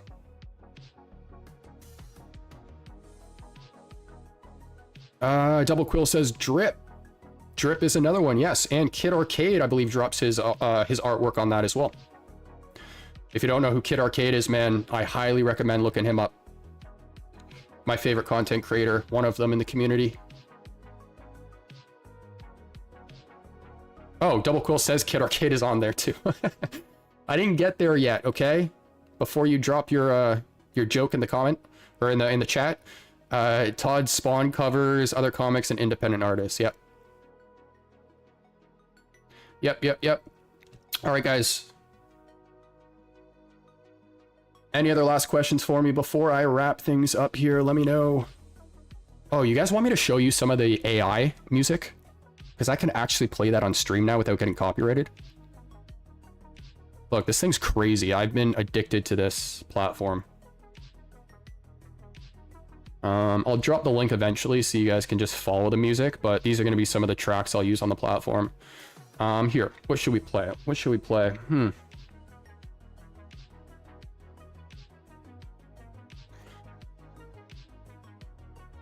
Here, the thing with me is I haven't generated any like upbeat music, like energetic, because I like the chill, the lo-fi, R&B, some would call it like stoner music, you know?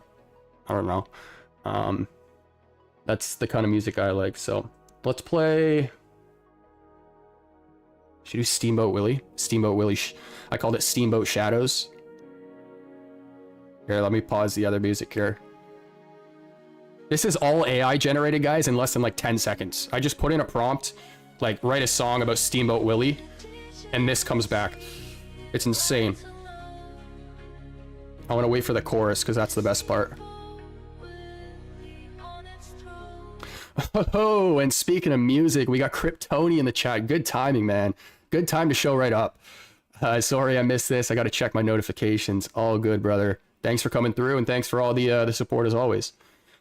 D, just got here. Can you repeat everything you've talked about? Yeah, sure. Let me give you the cliff notes. No, we just covered the NFTs Are Dead video. Just although it's a very emotional video, I'll just kind of sum it up that way. But and then we also addressed the latest VeVe Verse video. So which I was a little disappointed in, but I think you saw my post on X anyways, so I don't think you need a recap for that part. But Fro says, play something electrifying. Get out of here.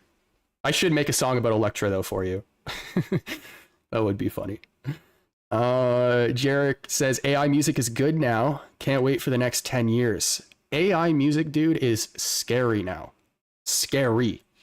Like, I can create a whole album in 10 minutes. And it's all copyrighted free. It's insane. It's insane. Double Quill says, I listen mostly to instrumental music soundtracks when I'm writing. You can also create instrumentals with these. So you can say like no lyrics. And it'll do that, which is awesome. Great for like background noise on streams as well. And then Hanano says, I write my own lyrics. That's the other option as well. So you can go into, create, you go to custom, and then you can put your own lyrics in, and you can actually choose like the style of music. You can actually create like a persona. So I created one around an artist that I listen to called Emmy. She's like a very lo-fi artist, but so if I click that persona and any prompt I put in here, it's going to generate the song and make it sound like that artist. So it's really, really cool. You can also do it based on like your own voice. So I think it's like you need to submit 5 minutes of you talking, and then it creates a song with your voice. It's nuts. It's crazy. But yeah, let me continue playing this. This will be the way we wrap it up, guys. So if you have any other topics you want me to add at the end of today's stream, let me know. And then yeah, we're gonna transition over to the Real Uncommon podcast shortly here on their channel. I'm not gonna be streaming it though. Should we create a song too? Let's do that. Let's create a song. Hey, put in the chat, guys. Put in the chat. What should we create a song around? I know Fro, I already got your recommendation. Okay. Yeah, I know Electra. All right.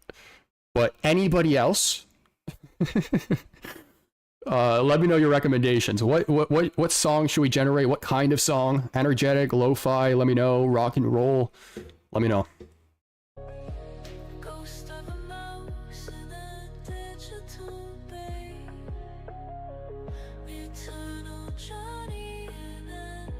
Double Quill says castles.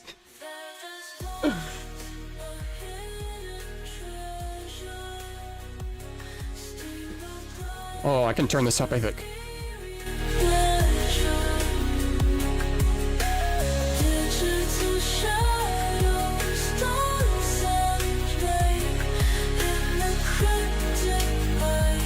Ethereal.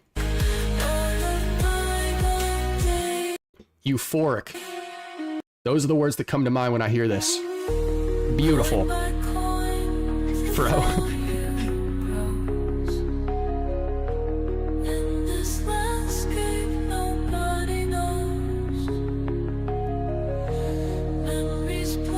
Ice cream castles.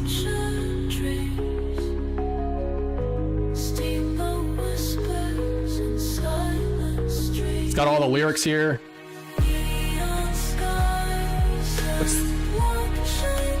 What's the one that I wanted to do? Ice cream castles with chocolate fountains.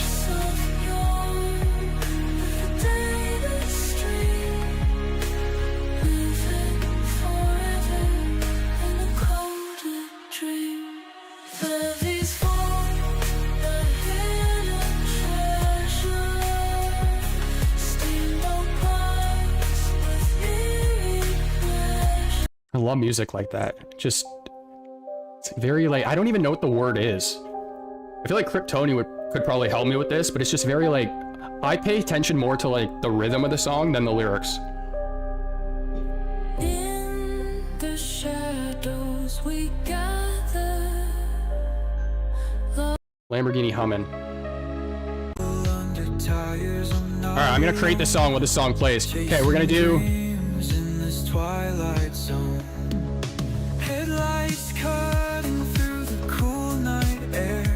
Let's do the one that Hernano and Kryptoni said. Ice cream castles with chocolate fountains. Alright, so we're gonna do... Let's do a... Let's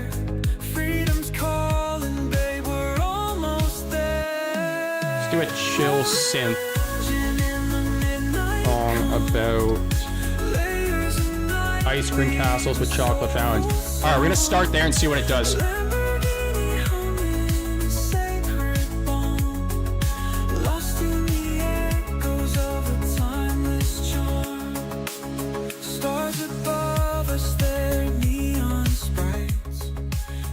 I appreciate everyone coming through for today's stream as well, guys. Thanks for all the support. If you guys haven't hit the thumbs up button, make sure to do that now. And then, yeah, we're going to be wrapping up here shortly. So the way this platform works is it generates 2 songs, but each song, it has the same lyrics. So it changes up pretty much everything except the lyrics. So like one song might be a girl and then the other song might be a guy, but it's like different rhythm, different everything. So let's play this first one. It generated a chill wave ethereal electronic song about ice cream castles. Let's hear what this sounds like.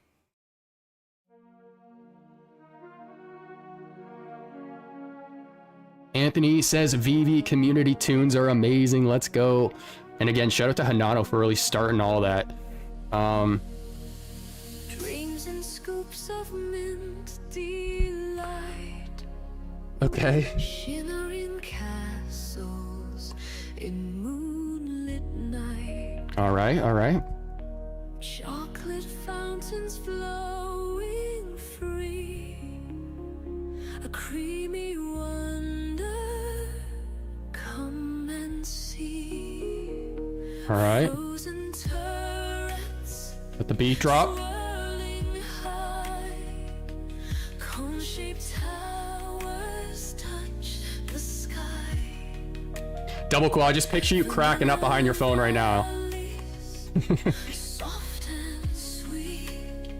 Here comes the chorus. Making time a tasty treat. All right, here we go. Ice cream castles, fantasy pure, dancing flavors, can't ignore.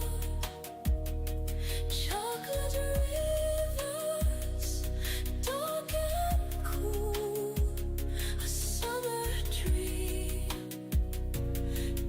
Hanano says she's screen recording.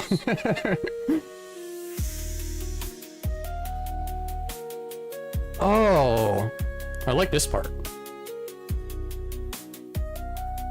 It's just, it's crazy how, like, I'm using, by the way, guys, I am using the paid version. So I'm using version 4. It's got better vocal quality and song structures. So this isn't like the base version. But I'm just so blown away at how these songs are structured. They don't sound robotic at all. Dreams and scoops.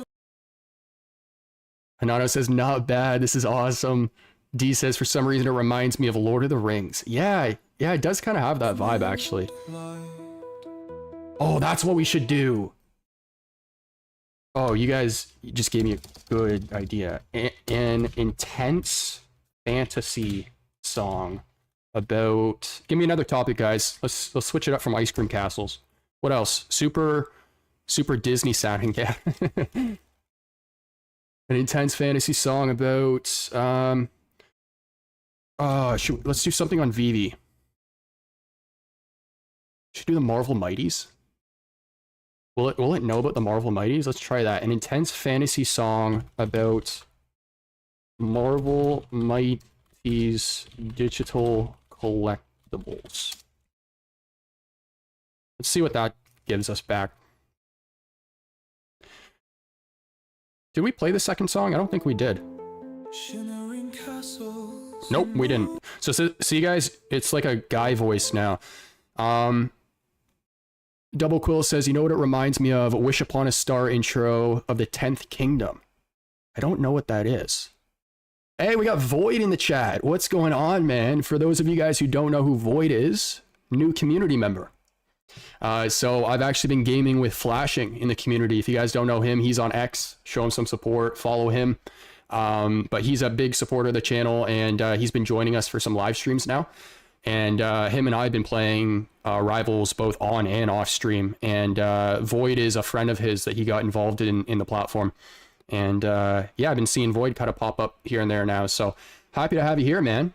I hope you're enjoying that new season as well. I've yet to really kind of play it, but I was trying to buy the battle pass and it would not let me. So I don't know if you're experiencing the same thing, but Hanano says version 2 is terrible, very robotic. Yeah. About collecting. We should do a collab stream where all we do a band of the battles using that would be cool, man. That would actually be a lot of fun. I'd be down for that. We just got to schedule something. All right, let's skip ahead to the chorus here.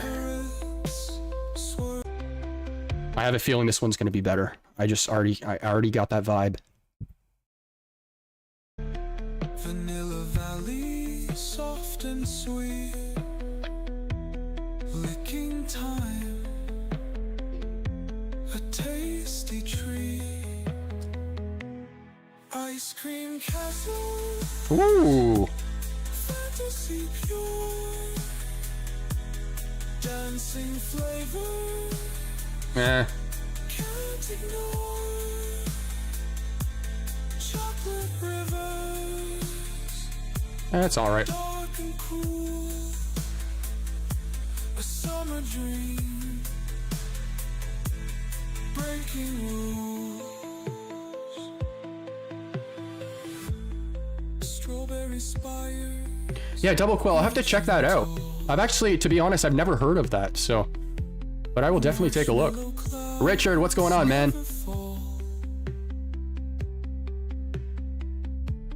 Alright, let's play this next one. Okay, it created an orchestral, epic, does it say driving song? What constitutes a driving song? I feel like every song is a driving song. Am I wrong there?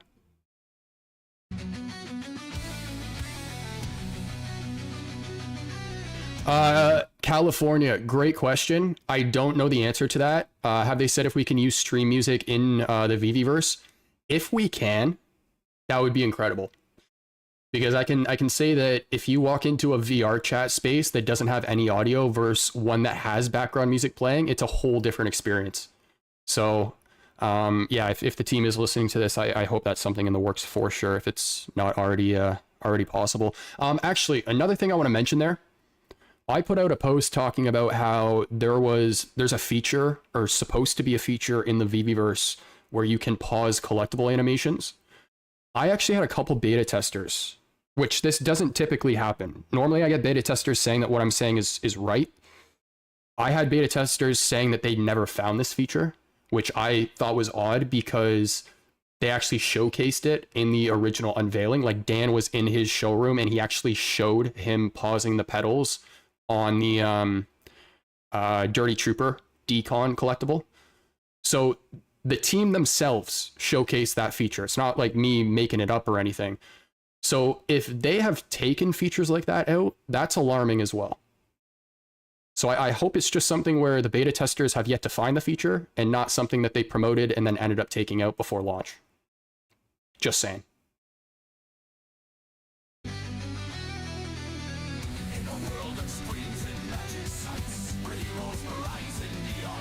How on earth is this in fantasy? I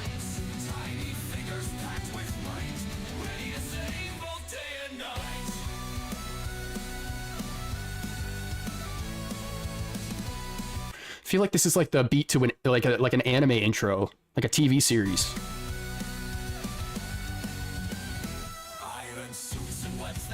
Does anybody else have that same feeling? Not the biggest fan of it though. Kryptoni says there should be a show where people compete at songwriting against AI.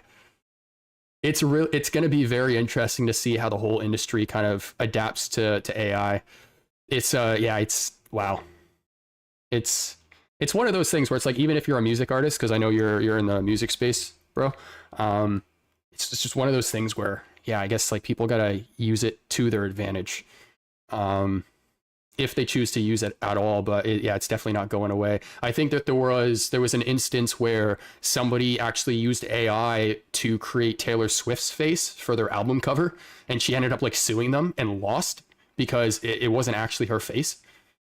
And like that alone is I feel like that's just the tip of the iceberg for what's gonna come. So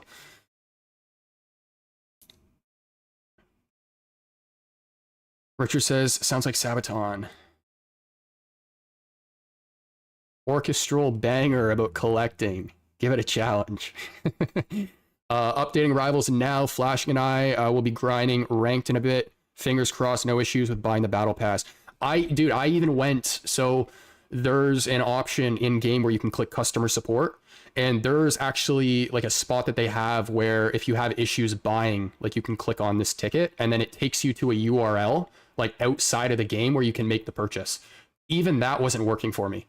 So I think it might actually be like the platform, like their banking or whatever, because I know that when they launched the game, people couldn't do the same thing. So I don't know if it's just like a rinse and repeat of that, but I'm going to wait until tomorrow and then hopefully just buy it then. But yeah, the skins in that look insane. I love the Loki one. But if I'm on, man, I'll let you know. I think Rob and I were going to play a little bit later, so if you guys are on, we'll squad up. We got Tucson in the chat as well. Kryptoni. Yeah, that's between you and him. All right, I'm liking this one already. More. Screens and magic sights where heroes rise in neon lights. Tiny figures packed with might, ready to save both day and night. Okay, all right. Iron suits and webs that swing, thunder gods and beats that sing. In my hand these legends bring epic tales of everything. Oh. Marvel mighties, bold and small. Bold and small. All against the digital wall. Pixel power in a virtual hall. We collect them, we own them all. I like that line. It's not bad. It's not bad. You guys like this one or not? Double Quill says that's okay. Tiny Thors and mystic eyes, cap in battle never dies. Digital keys unlock. All right, I'm gonna round today's stream off, guys. Avatars of heroes rise. All right, hopefully that's not too loud. All right, guys. That's going to conclude today's stream then. So I am going to hop on Hanano D's channel here in about an hour or so. So if you guys want to see that interview with Suye, highly recommend it. It is going to be on their channel. So I am going to shut this stream down. But if you guys are just tuning in, a little, I guess, summary of today's stream. We went through that video of VeVe/NFTs Are Dead. We kind of broke down a lot of what was said in that video, which I feel like there weren't really many strong arguments made at all. It was a lot of like emotion. So yeah, if you guys want to watch that back, it's there. And then we also addressed the VeVe Verse stuff. I didn't take too much time to do that because I already kind of said a lot of what I wanted to, which was in that post. So if you guys don't follow me on X already, I'll link it down below. And then yeah, if you guys want to read more of the comments around that post and kind of what happened over there, then you guys can do that. But we moved from there over into the music, and yeah, guys, that was the three main things for today's stream. So I really appreciate all the support. To all the people who sent me DMs as well after I put that post out yesterday. I had like 30 something people send me messages, and 99% of them were just nothing but positive. Like, you guys were saying, like, you know, I think your comments are 100% justified and this and that. So I mean, I do largely feel that a lot of people in the community are kind of getting to that breaking point, if that makes sense. And so I'm going to round the stream off, I guess, with the last paragraph that I said here. And zero justification for the low quality demos. So I hope we start to see better quality demos moving forward. It's not the builders, it's the team who films them. And we got to start learning how to read the room a little bit more, because this is not the first time people have brought up these arguments. And they've had more than enough time to get this right. So yeah, guys, I really hope you guys watch this video back. I'm speaking to the team now. And I really hope you take this as feedback and adjust. That's all I can say. But in terms of, yeah, there's nothing else to say. So, California, one of those people that showed me nothing but support. Thank you so much, man. If you want to hop on a future stream, because California is somebody who's been wanting to hop on for a little while as well, send me a DM, man. You always have an open invite. And California, guys, isn't just like some small wallet. The guy has a crazy collection. He's a big advocate for VeVe, big supporter of the platform. And so when people like him or people like me come forward and say this stuff, don't take it as the wrong way. Just pick your chin up and keep walking forward. It's as simple as that. So, yeah. Toby, thank you, man. Thank you so much. Love the stream. Glad to hear it. Talk soon, man. Yes, Hanano D, we will see you guys shortly. California, again, thank you so much, man. I'm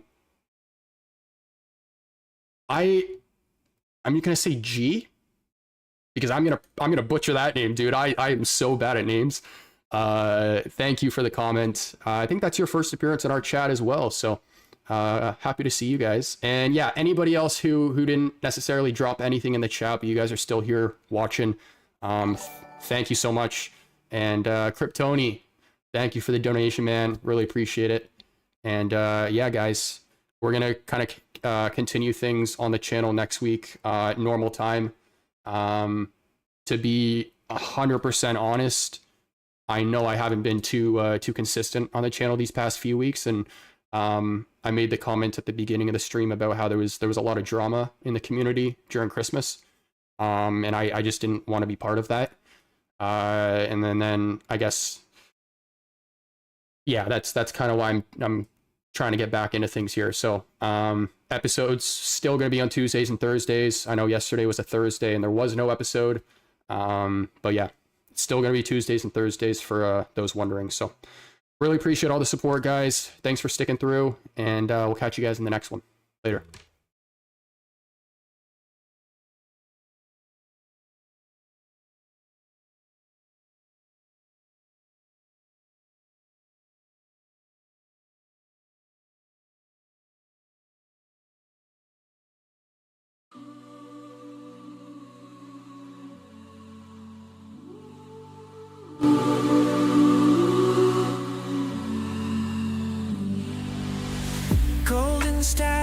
colors gleam in the digital rain. Mickey's casting spells with a sorcerer's cane. Simba roars softly in the twilight's embrace. Walt and Mickey's shadows, a holographic grace. Elsa's icy touch, freezing time on the screen. Our real song echoes in a pixelated dream. The lamp of Aladdin shines with wishes untold. Every golden moment, a history we hold.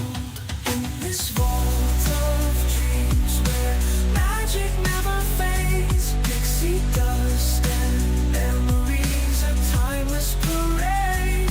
From the stars they gather in a virtual spree. Disney golden moments, all here on VeVe.